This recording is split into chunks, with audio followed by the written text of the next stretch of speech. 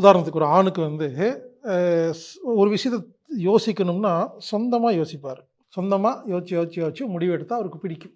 ஒரு பெண் சொந்தமா யோசிச்சு முடிவெடுக்கிறது அவங்களுக்கு பிடிக்காது. அதுக்கு பதுவா பேசுறது. அதாவது இப்படி ஆச்சுங்க, அப்படி ஆச்சுங்க அப்படின்னு இவங்க பேச எதிர்ல இருக்கிறவங்க உட்கார்ந்து கேட்கும் பொழுது, இவங்க என்ன பண்றாங்கன்னா முடிவெடுக்கிறாங்க. ஆண்களுக்கு வீரம்னா ரொம்ப பிடிக்கும்.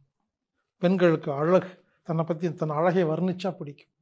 இப்படி ஆண்கள் வேற உலகம், பெண்கள் வேற உலகம் அப்படின்னு சொல்றது தான் இந்த சப்ஜெக்ட். இது சம்பந்தமா உங்களுக்கு விரிவா விளக்கமா வேணும்னா, இதுக்கு ஆங்கில புத்தகம் இருக்குங்க. ஜான் கிரே அப்படிங்கிற ஒருத்தர் எழுதியிருக்கிறாரு. அந்த புத்தகத்த நாகலட்சுமி சண்முகம் அப்படிங்கிறவங்க தமிழ்ல கூட மொழிபெயர்த்திருக்காங்க. தமிழ்ல அந்த புத்தகத்தின் பெயர் ஆண்களின் பூர்வீகம் செவ்வாய், பெண்களின் பூர்வீகம் சுக்கிரன். Men are from Mars, women are from Venus. John Gray அவர்கள் எழுதிய புத்தகம். உங்களுக்கு இங்கிலீஷ்ல படிச்சாதான் புரியும்னா இந்த புத்தகத்தை வாங்கி படிங்க. இந்த புத்தகம் பார்க்கறதுக்கு நல்ல பெரிய புத்தகம், லென்த்தாக நிறைய எழுதுன மாதிரி இருக்கும். பொறுமையா படிக்கணுங்க. மீண்டும் மீண்டும் சொல்கிறேன், ஒரு விஷயத்தை கற்றுக்கொள்ள வேண்டும் என்றால் கொஞ்சம் மெனக்கெடணும், டைம் ஒதுக்கணும். இப்போ ஏன் யாருக்குமே எதுவுமே புரிய மாட்டேங்குதுன்னா, யாருமே எதற்கும் நேரம் ஒதுக்குவதில்லை, மெனக்கெடுவதில்லை. யோசிச்சு பாருங்க.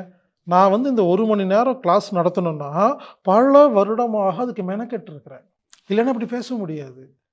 அப்போ ஒவ்வொரு விஷயத்துக்கும் மெனக்கெட்டு நேரம் ஒதுக்கி நேரத்தை செலவு செஞ்சு திங்க் பண்ணி யோசிச்சு புரிஞ்சு அதுக்கப்புறம் தான் நம்ம நிம்மதியாக வாழ முடியும். எனவே men are from Mars, women are from Venus அப்படிங்கிற இந்த புத்தகத்தை ஆங்கிலம் நல்லா படிக்க தெரிஞ்சவங்க இந்த புத்தகத்தை வாங்கி படிச்சிங்கன்னா ஆணுக்கும் பெண்ணுக்கும் என்ன வித்தியாசம் அப்படிங்கிறது உங்களுக்கு புரியும்.